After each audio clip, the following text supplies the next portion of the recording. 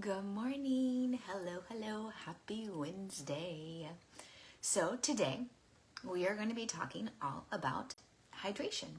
So, I know that this is a topic that you've probably heard before. This is something that's not new to you, but it is still very important. So, as we're getting into those summer months, it is very imperative that we make sure that we get enough water in.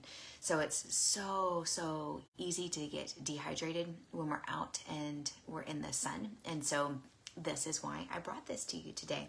Here in Texas, we are already getting up into like the 85s, close to 90s on some of the days. And so for me, I know it's been something that's challenging me. And so I have had lots of clients ask as well in regards to how much water should I be intaking? How does that change with exercise? And so that is what we're going to chat about today.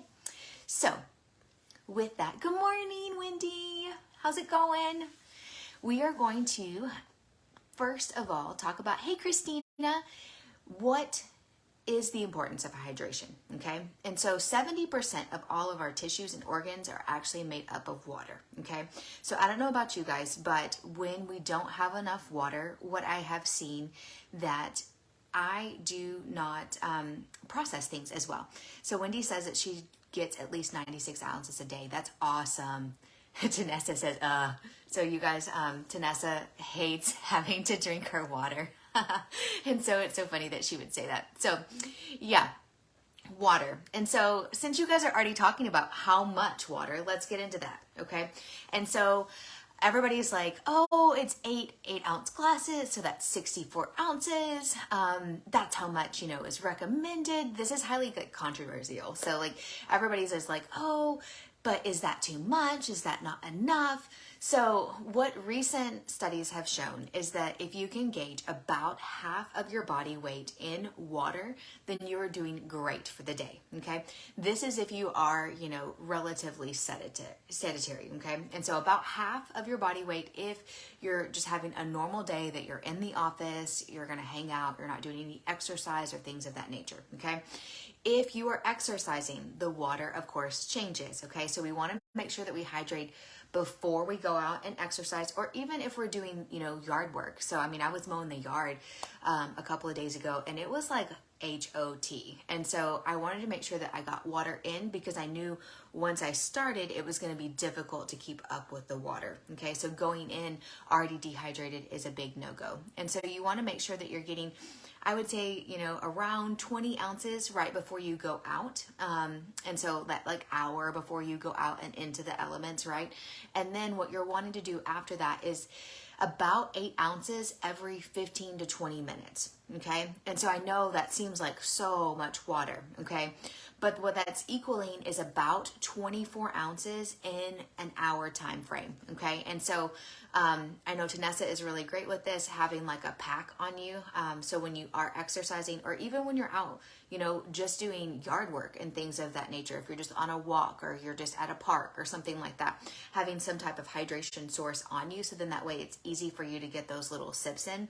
Because as you know, when we're going and we're doing, it's really hard to like stop and be like, oh, where'd my water bottle go? I don't know. Or having to carry it around with you as you're doing everything in the garden. And so having something there and wearable makes it a little bit easier. And so those small, little steps allow you to be able to have sips to keep up with that, okay?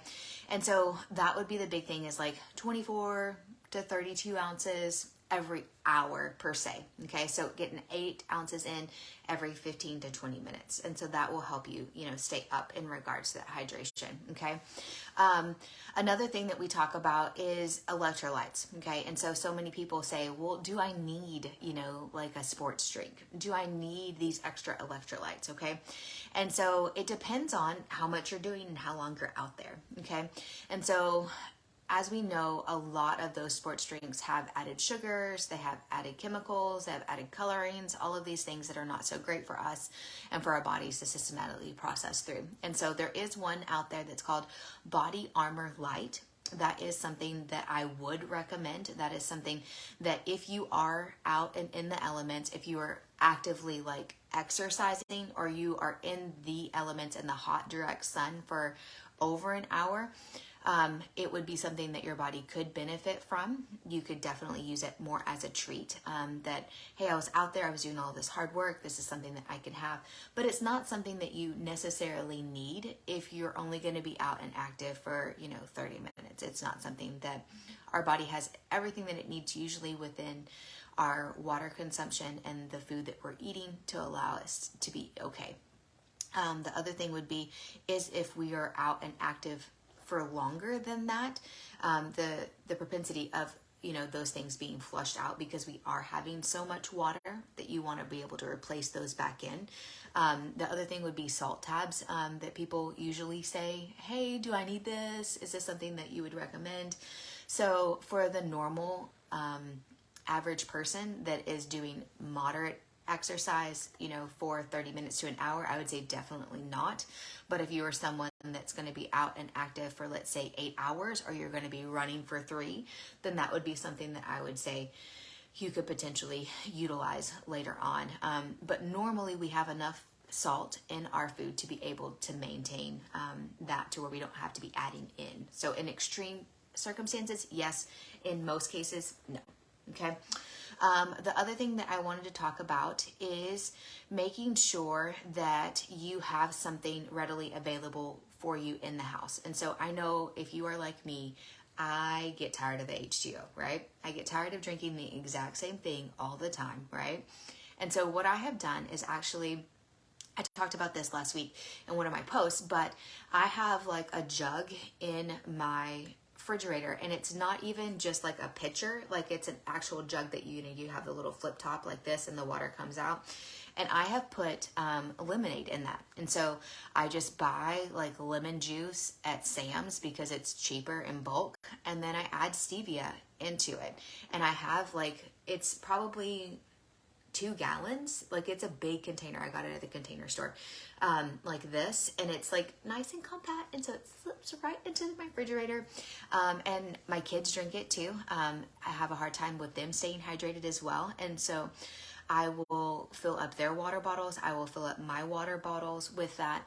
And it just becomes something that's really easy for me to do, because I don't know if you guys are like me, but like sippers are hard. Like I'm not going to like take the time out of my day to like, oh, let's just go, make something awesome to drink. As much as I would love that, I just don't have the time for it. And so if I already have something there and available, I know a lot of my clients will do like the singing canaries, or things of that nature, and they just make it in big pitcher form, and that's great too. Like I would say to have something that you can celebrate, as well as have something you can celebrate that you really enjoy after you meet your water goal for the day. And so for me, that's a Zevia. Like I know if I get all my water in at the end of the day, I can treat myself with a Zevia, and I get to have something that rewards me, but then also benefits me. And so when we talk about getting water in, some of the best ways that I have found to get it in is actually to use something that has a straw. So like studies have shown that you are more likely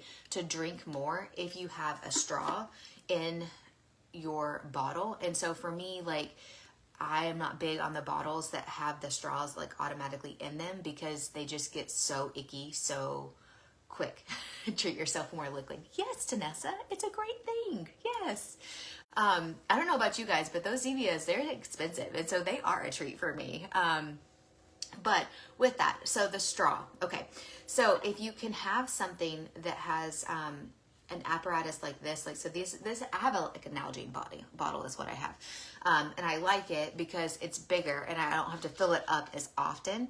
But I love this little insert because now I don't like splash myself with tons of water if I happen to be drinking it somewhere where I don't have the straw, where I need to have like the lid on it. This allows me to kind of have a better apparatus to be able to drink it a little bit more efficiently, as well as it's a smiley face, and it makes me happy. And I look at it and I go, it's a yellow smiley face. Like, you need to be happy, Charlotte. It's going to be okay. Life is not bad all the time. But I do drink more if I have the straw. I do also kind of give myself like rough gauges on how much I'm supposed to drink throughout the day. So having like those time parameters. I know some of you guys have seen like the little water bottles where they say like 8 a.m., 9 a.m., 10 a.m., 12 and then repeat it. And so it's a good gauge for me. Like if I have too many parameters in my day, like I get overwhelmed. And so like if I had to have like time markers on my bottle, I think it would just make me anxious, to be quite honest with you. But I do know that like for me, I try to say, okay, by the time I get done with lunch, I need to have one of these done at least, right? And then, I have another water bottle that I take with me to the gym in the morning, and I say, okay, I have to drink all of this during my workout. And so I have given myself like little mini goals that allow me to be able to get the water in that I want to be able to do. If you guys have any other suggestions on getting your water in or ways that you really enjoy to flavor your water, let me know in the comments below.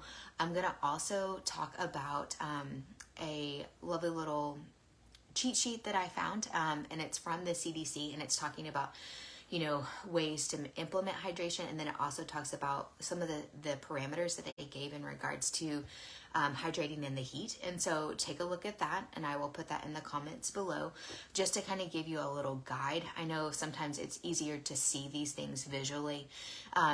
One of the other things that I was going to say about that is making sure that you could have 8 ounces of water before each meal. So a lot of times our body confuses hunger and thirst. And so if we do have the water, then we can end up consuming less calories on our plate because we have filled up with water a little bit. And it might be even that we were actually more thirsty than we were hungry. And so kind of just making sure that before we actually eat something that we drink about 8 ounces of water, and it does help, kind of balance out everything as well. But it was quick, it was easy, it was simple today with hydration, and that was the theme for this month was about basics. So oftentimes we get into the nitty gritty of everything and we lose those basic things that we were finding success with. And so, last week we talked about breakfast. The week before that, we talked about plates and proportions. And so if you guys have anything else basic wise that you want to kind of like dig into or have a refresher about, let me know in the comments below. We'll be wrapping up the series of Back to Basics next week. But, this is one of those things that we talk about in my group coaching. And so we had a water challenge way back when, and it's just something to kind of keep you guys accountable, something to keep you encouraged and have a support system. And so if you are looking for that in your health and wellness journey, DM me and I would love to tell you more about that. But more than anything, stay hydrated today, and I will see you guys next week. Bye.